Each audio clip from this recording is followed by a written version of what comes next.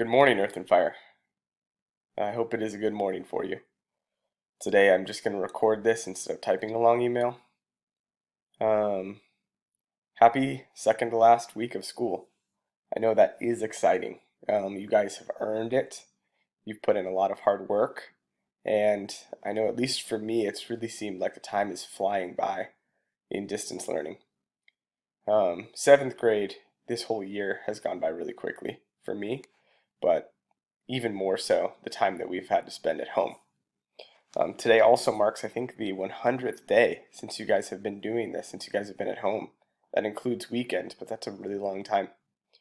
So I'm proud of you guys, wherever you're at, for weathering the storm. This weekend was a really tough one. Um, there was a lot of reaction to the murder of George Floyd.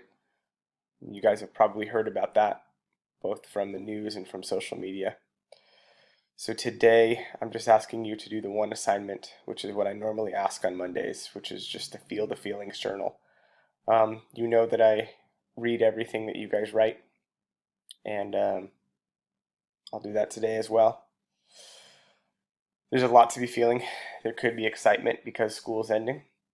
Could be fear because COVID-19 is still a thing.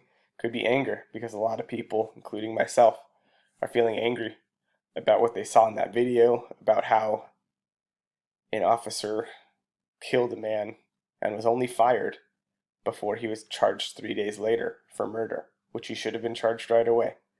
And I'm angry that it keeps happening to people of color, specifically African Americans.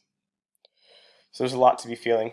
I'm interested in reading whatever you have to feel, whether that is a positive emotion or a negative emotion. There really is space for it all. And I love you guys, and I wanted to record the video to say that today. So be safe. Let me know how you're doing. And tomorrow I will send out a survey to see how we do want to celebrate the last day of school. Because even amidst all of these things, there's definitely things worth celebrating.